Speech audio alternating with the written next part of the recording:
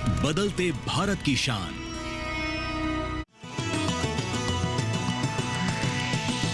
DD किसान, बदलते भारत की शान।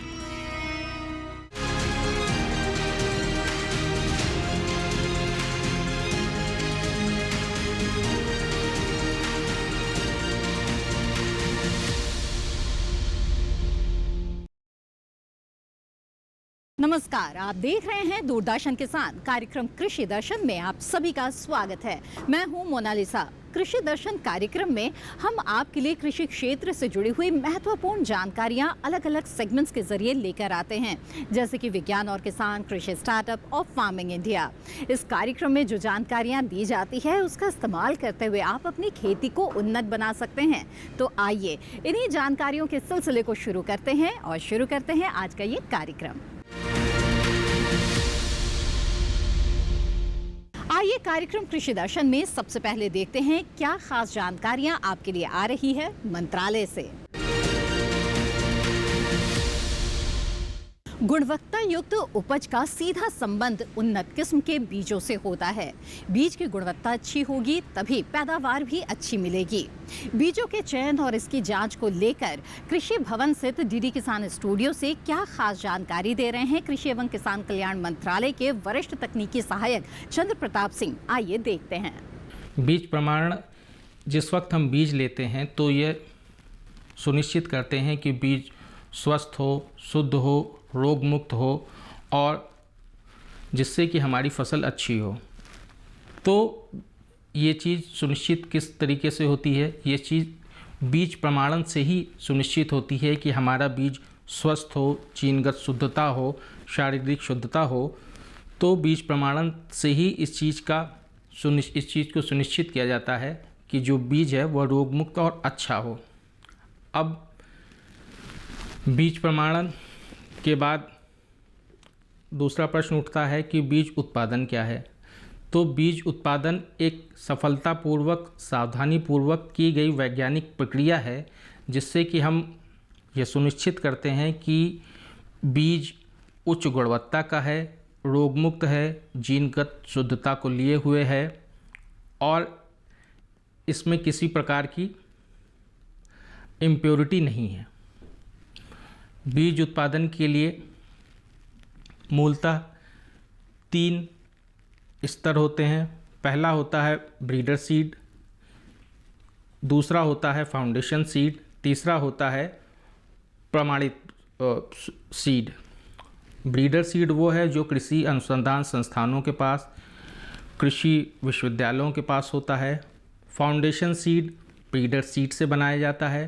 प्रमाणित सीड फाउंडेशन सीड से बनाया जाता है और किसान इस बीज को खरीदकर अपने खेतों में लगाते हैं और अच्छी आय और मुनाफा प्राप्त करते हैं। बीज प्रमाणन एजेंसी की मदद से किसान कैसे उत्पादक बन सकते हैं? इसके लिए किसानों को सबसे पहले अपने राज्य की निकटतम बीज प्रमाणन संस्था के पास के कार्यालय में जाना होगा, एक आवेदन देना होगा। फिर उसके तकनीकी कर्मचारी और अधिकारी आपके खेतों में आएंगे, आपकी फील्ड का इंस्पेक्शन करेंगे और यदि आपका खेत और बीज नियमानुसार पाया जाएगा तो अंत में आपको आपके बीज को प्रमाणित बीज और आपको बीज ग्रोवर घोषित कर दिया जाएगा। तो मेरा आप सभी किसान भाइयों से निवेदन है कि इस जानकारी के अंतर्गत आप कृपया निकटतम बीज प्रमाणन संस्था के पास में जाएं, आवेदन के लिए आवेदन करें एवं बीज ग्रोवर बनने के लिए अग्रसर हों। खुरपका मुंहपका रोग यानी कि एफएमटी तेजी से फैलने वाला एक रोग है जो खुर वाले जानवरों को प्रभावित कर सकता है, इसलिए इसका नियंत्रण बेहद ही जरूरी है। आइए जानते हैं कि पशुपालन और डेयरी विभाग के उपायुक्त डॉक्टर गगन गर्ग इस बारे में हमें क्या महत्वपूर्ण जानकारी दे रहे हैं। हम धीरे धीरे मौसम के बदलाव की तरफ चल रहे हैं। ऐसे में हमें अपने जानवरों की ज़्यादा सावधानी रखनी होती है। आज भी हमारे देश के कुछ हिस्सों में बरसात हो रही है और ये मौसम बहुत ज़्यादा बीमारियों से जुड़ जाता है। गाय भैंसों में खुरपका और मुंह पका होने की बहुत ज़्यादा चांस रहते हैं। हालांकि भारत सरकार इस बीमारी के निवारण के लिए बहुत ज़्यादा ध्यान दे रही है। साल में 2 बार पशुओं का टीका किया जा रहा है जिससे कि पशुओं में बीमारी ना आए। लेकिन क्योंकि आज भी ये बीमारी हमारे देश में है, इसलिए हर साल पशुओं का टीकाकरण साल में 2 बार बहुत ज़रूरी है। जब भी आपके क्षेत्र में पशुपालन विभाग की टीम आती है टीकाकरण करने के लिए, तो आप लोग अपने पशुओं का टीकाकरण जरूर करवाएं। साथ ही साथ विभाग इस समय इस पे भी ध्यान दे रहा है कि टीका के साथ साथ आपके पशुओं का टैगिंग भी की जाए। हम टैगिंग के माध्यम से एक पोर्टल पे आपके पशुओं का पूरा जानकारी मेंटेन रखते हैं, उसके स्वास्थ्य के ऊपर ध्यान रखते हैं, जिससे कि समय समय पे आपको हम आपके रजिस्टर्ड मोबाइल नंबर पे भी विभाग क्या कर रहा है, राज्य सरकार इसके बारे में क्या कर रहे हैं, आपको जानकारी उपलब्ध करवाते रहें। तो इसलिए टीकाकरण के साथ साथ पशुओं का टैग भी जरूर लगवाएं। साथ ही साथ हरा चारा भी उपलब्ध है। हरे चारे के साथ साथ एक और समस्या आती है पशुओं में चारे के साथ परजीवियों के आने की, क्योंकि परजीवियों के अंडे और उनके लार्वा भी चारे में कई बार आ जाते हैं, ख़ास तौर से अगर वो चारा आपने तालाब के किनारे से लिया है। इसलिए पशुओं को आप अपने जो नज़दीक में अस्पताल है या राज्य सरकार द्वारा कई बार कैंप भी लगाया जाता है, तो वहाँ से संपर्क कर पशुओं में कृमिनाशक दवा भी ज़रूर खिलाएं या पिलाएं। जैसी भी है, अगर टैबलेट है तो टैबलेट खिलाएं, वरना आपको अगर वो लिक्विड देते हैं तो उसको पिलाएं। ये अत्यंत ज़रूरी है। इससे आपके पशुओं में संक्रामक बीमारियों के लिए बचाव मिलता है। साथ ही साथ पशुओं में उत्पादन पूरा आता है, वरना आपको पता नहीं चलेगा। आप जिस भी कारण से जानवरों को रख रहे हैं, दूध पालने के लिए या ऊन के लिए या मीट के लिए, उसमें थोड़ा से उत्पादन में कमी आएगी, आपको पता भी नहीं चलेगा, लेकिन आपको नुकसान होगा। तो कृमिनाशक पे भी पूरा ध्यान दें। तो आपसे मैं यही गुजारिश करूँगा कि आप इन छोटी छोटी चीज़ों का ध्यान रखें। साथ ही साथ अगर पशु चिकित्सालय या किसी विज्ञान केंद्र द्वारा आपके प्रशिक्षण चल रहा है, तो उस प्रशिक्षण में ज़रूर सम्मिलित हों, ज्ञान प्राप्त करें और उस ज्ञान का फ़ायदा उठा के अपने को भी आप फ़ायदा पहुँचाएँ, अपने पशुओं को फ़ायदा पहुँचाएँ। साथ ही आपके जो बाकी किसान भाई बहन हैं, उनके साथ अपनी जानकारी साझा करके पूरे पशुओं के स्वास्थ्य में, सबका उत्पादन बढ़ाने में अपना भी आप सहयोग दे सकते हैं। पर ड्रॉप मोर क्रॉप, ये प्रधानमंत्री कृषि सिंचाई योजना के महत्वपूर्ण घटकों में से एक है, जो कि माइक्रो इरिगेशन को प्रोत्साहित करता है। आइए देखते हैं कि कृषि एवं किसान कल्याण मंत्रालय की डॉक्टर रश्मि सैनी ने इस बारे में क्या महत्वपूर्ण जानकारी हमारे साथ साझा की। और इसके लिए चलते हैं कृषि भवन स्थित डीडी किसान स्टूडियो। जैसा कि आप सब जानते हैं, कृषि क्षेत्र में जल एक महत्वपूर्ण प्राकृतिक संसाधन है, जिसकी उपलब्धता भविष्य में सिंचाई करने के लिए कम हो सकती है। इसीलिए कम जल से अधिक खेती करने के उद्देश्य से कृषि एवं किसान कल्याण विभाग ने 2015 में पर ड्रॉप मोर क्रॉप नामक एक योजना को शुरू किया, जो कि पूरे देश में अभी तक क्रियान्वित है। इस योजना का मुख्य उद्देश्य सूक्ष्म सिंचाई प्रणाली के माध्यम से खेत स्तर पर जल की उपयोग दक्षता को बढ़ाना है। सूक्ष्म सिंचाई प्रणाली 2 प्रकार की होती हैं।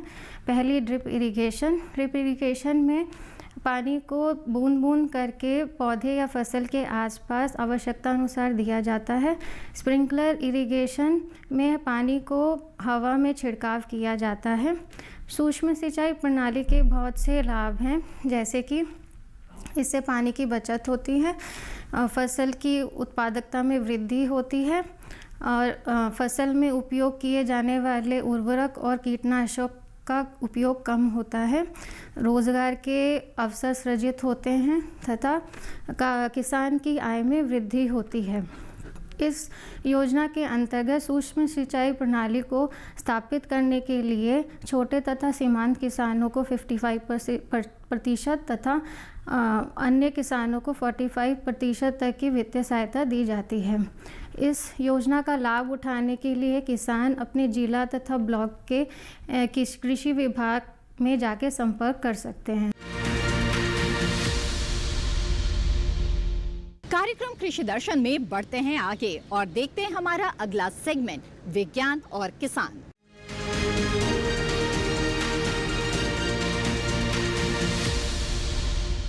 फसल की गुणवत्ता सीधे सीधे संबंधित होती है नर्सरी में पौध की गुणवत्ता से। नर्सरी लगाने के कई तरीके हो सकते हैं। आइए आपको बताते हैं कि ट्रे में नर्सरी किस तरह से तैयार की जा सकती है और किस तरह से पौध की देखरेख करना आवश्यक है।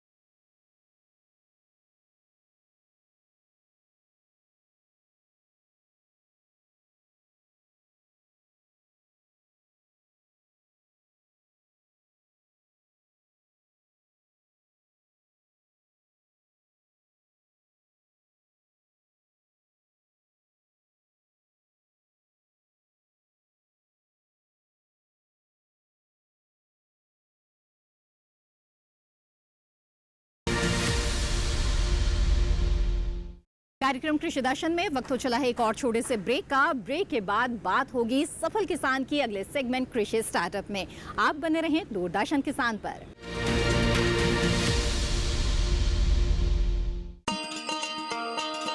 किसान भाइयों गांठ बांध लो, गांठ बांध लो, बात बहुत है काम की, समृद्धि के पैगाम की। मिट्टी के मिजाज को समझो, मिट्टी के हर राज को समझो, मिट्टी की तुम जांच कराओ, मुफ्त सॉइल हेल्थ कार्ड ले जाओ। कभी मुनासिब बीज लगाओ, सही किस्म की खाद ले आओ, जितनी जरूरी उतनी डालो, सही मात्रा खुद पहचानो, इसको अपना मंत्र बना लो, मिट्टी की सेहत तो जानो। बात बहुत है काम की, कम लागत अधिक वरदान की। किसान भाइयों गांठ बांध लो, आज ही मिट्टी की जांच कराएं, राज्य सरकार के कृषि अधिकारी से संपर्क करें और मुफ्त में सॉइल हेल्थ कार्ड पाएं। कृषि और किसान कल्याण मंत्रालय द्वारा किसान हित में जारी। ब्रेक के बाद आप सभी का फिर से स्वागत है। आप देख रहे हैं कार्यक्रम कृषि दर्शन। आइए अब कार्यक्रम में आगे बढ़ते हैं और नजर डाल लेते हैं अगले सेगमेंट पर, जिसका नाम है कृषि स्टार्टअप।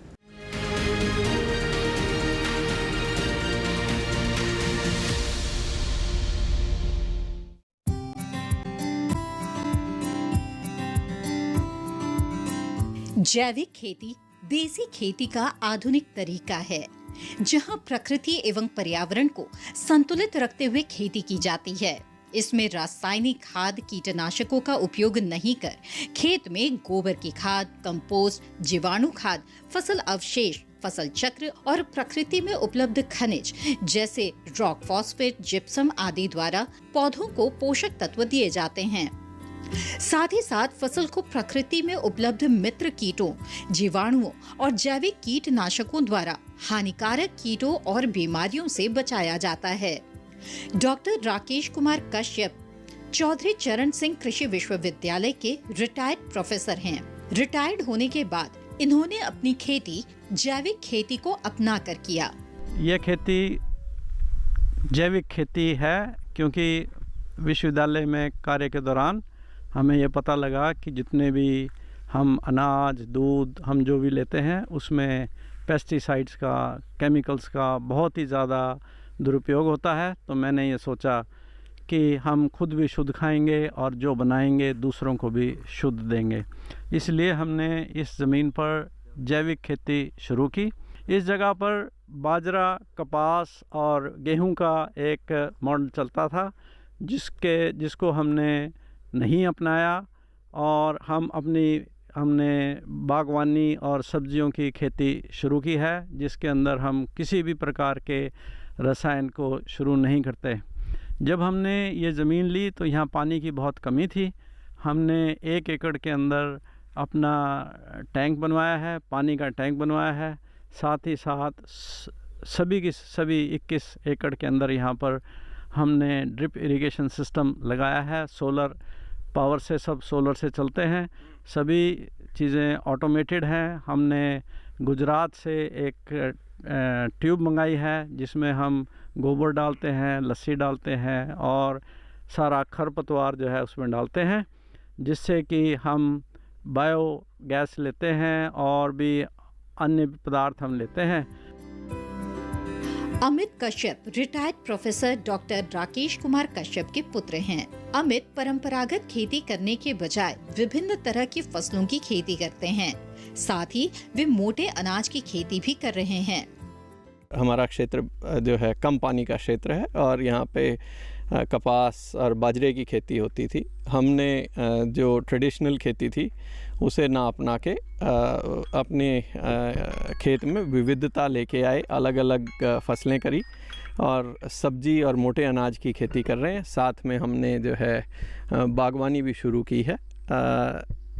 मेरे को आज ये बताते हुए बड़ी खुशी है कि जब मैंने शुरू किया था तो मैं उपहास का केंद्र था गांव में, पर आज जो है 200-300 एकड़ में मेरे ही मॉडल पे लोग 2 साल के अंदर अब खेती पे आ गए हैं।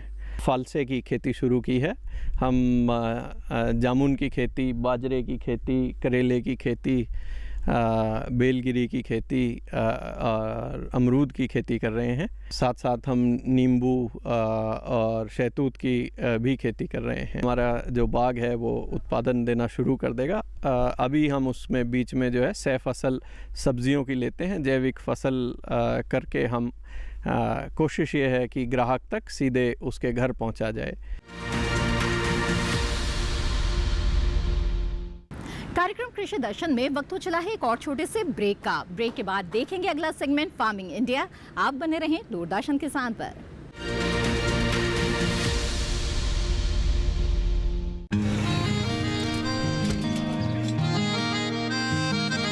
क्या बात है भाई, आजकल तो काफी खुश नजर आ रहे हो।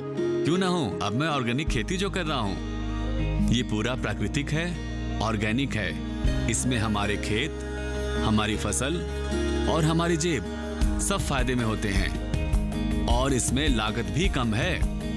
जी हाँ, आप भी ऑर्गेनिक खाद का प्रयोग करें, अपनी फसल और मिट्टी को तंदुरुस्त बनाएं और आपकी आमदनी में इजाफा करें। अधिक जानकारी के लिए किसान call centre toll free number 1800-180-1551 पर कॉल करें और लॉग ऑन करें kisan.gov.in और farmer.gov.in। कृषि और किसान कल्याण मंत्रालय द्वारा किसान हित में जारी।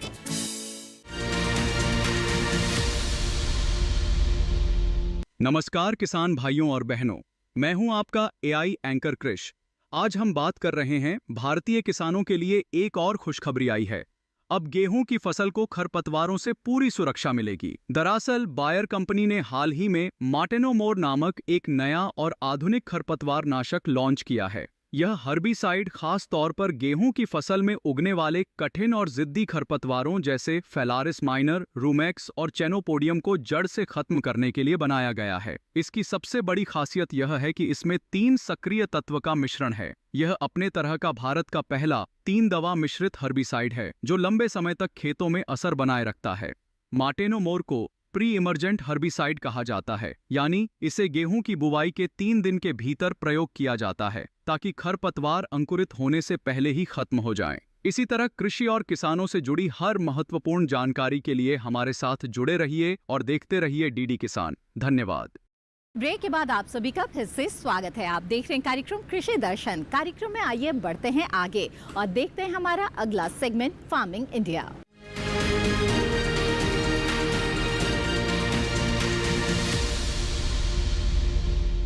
हमारे देश में बहुत से किसान ऐसे हैं जिनके पास खेती के लिए सिंचाई की समुचित व्यवस्थाएं उपलब्ध नहीं हैं और ऐसे में प्रधानमंत्री कृषि सिंचाई योजना उनके लिए बहुत ही लाभकारी योजना साबित हो सकती है।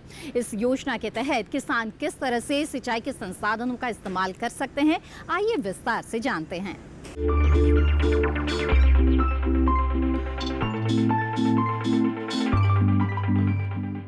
देश में करीब 14 करोड़ हेक्टेयर जमीन पर खेती होती है। 2015 में जब प्रधानमंत्री कृषि सिंचाई योजना शुरू हुई तब 6.5 करोड़ हेक्टेयर जमीन पर ही सिंचाई की सुविधाएं उपलब्ध थी। इसका मतलब ये हुआ कि आधे से भी ज्यादा जमीन बारिश के पानी पर निर्भर थी।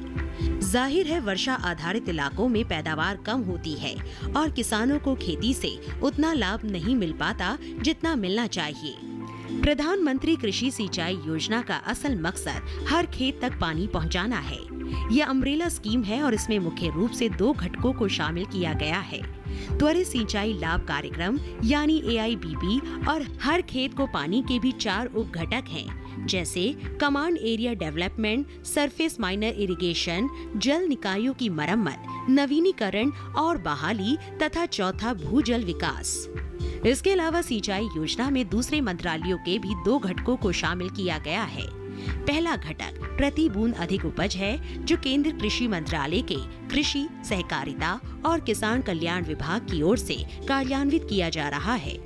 दूसरे घटक का नाम वाटरशेड विकास है। इसका कार्यान्वयन ग्रामीण विकास मंत्रालय का भूमि संसाधन विभाग कर रहा है। सिंचाई योजना का उद्देश्य खेत तक पानी की पहुंच को बढ़ाना और सुनिश्चित सिंचाई के तहत खेती योग्य क्षेत्र का विस्तार करना था। इसके अलावा खेत में पानी के उपयोग की दक्षता में सुधार करना और स्थायी जल संरक्षण प्रथाओं को पेश करना भी इसमें शामिल था। पानी की बचत इस योजना का बहुत महत्वपूर्ण पहलू है। 2020-21 के दौरान इस योजना के तहत 9,38,000 हेक्टेयर फसलों को सूक्ष्म सिंचाई के तहत लाया गया। इसमें टपक और फव्वारा दोनों तरह की सूक्ष्म विधियां शामिल है। 2021-22 के लिए हर खेत को पानी के अंतर्गत 899 करोड़ रुपए के बजट का प्रावधान किया गया। प्रति बूंद अधिक उपज के लिए 4,000 करोड़ रुपए को और वाटरशेड डेवलपमेंट के मद में 2,000 करोड़ रुपए का प्रावधान किया गया है।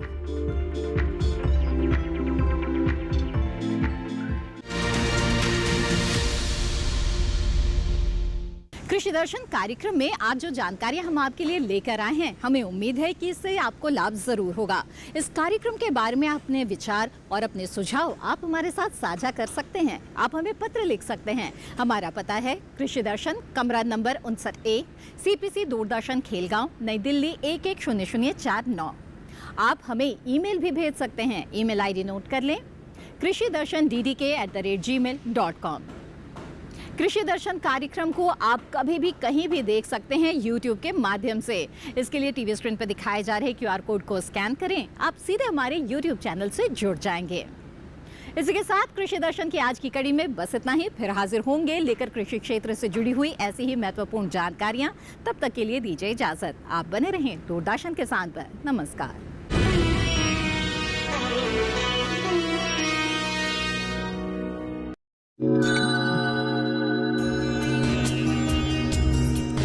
ये नारी है सबसे निराली, खेतों में लाती हरियाली, भोर से पहले उठ जाती है, फसल उगाने चल देती है, ना सोती ना ही थकती है, धरती की सेवा करती है, उपजाकर मिट्टी से सोना देती हमें अन्न का वरदान। ये है अन्नपूर्णा, ये है हमारी महिला किसान। देखिए, महिला किसान दिवस पर हमारी खास पेशकश सिर्फ दूरदर्शन किसान पर। तुम ब्रह्म कुमारी विद्याचारिणी देवी माँ से मिली? क्या कहा? ब्रह्म कुमारी विद्याचारिणी माँ ने तो सारी समस्या का हल कर ही दिया है। उन्होंने कहा है कि जो लड़का मुझे देखने आएगा उसकी शादी अगर मैं किसी और लड़की से करवा दूं तो मेरी शादी हो जाएगी। ब्रह्मचर्नी विद्या कुमारी माँ ने भेजा है मुझे, उनसे शादी की बात करनी है मुझे। शर्मिली से मिली? हाँ। कैसी लगी?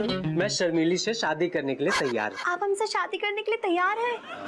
समधिन वर्सेस समधिन, सोमवार से शुक्रवार शाम 6:30 बजे DD नेशनल पर।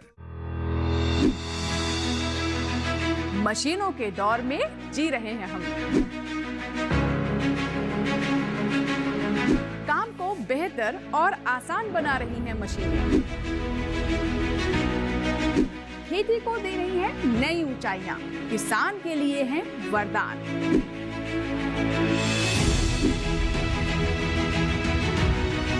कृषि मशीनरी पर आधारित देखिए हाईटेक खेती, शनिवार शाम 7 बजे, पुनः प्रसारण रविवार सुबह 7 बजे, सिर्फ दूरदर्शन किसान पर।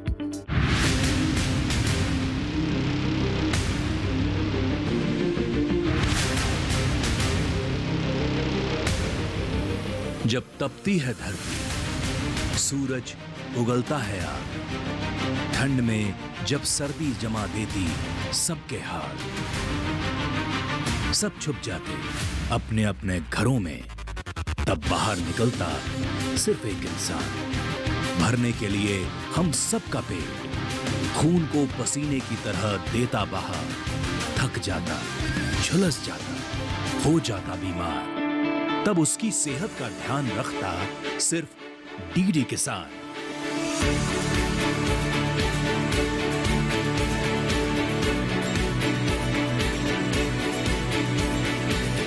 देखिए स्वस्थ किसान शनिवार शाम 6 बजे लाइव, सिर्फ दूरदर्शन किसान चैनल पर।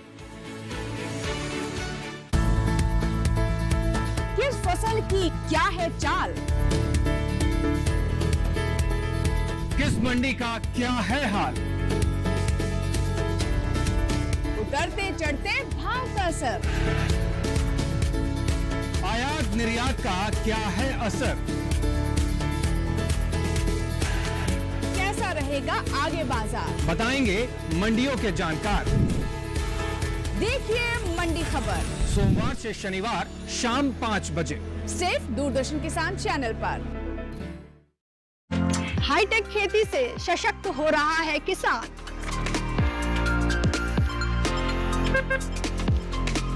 टेक्नोलॉजी का हो कृषि में विस्तार, इसके लिए IIT कानपुर दे रहा है एग्री स्टार्टअप्स का पूरा साथ। कृषि में युवाओं की भागीदारी से देश में बढ़ रहा है रोजगार। कृषि स्टार्टअप की नई सीरीज एग्रीटेक स्टार्टअप्स हर शनिवार रात 9:30 बजे और पुनः प्रसारण सोमवार शाम 4 बजे सिर्फ डीडी किसान पर।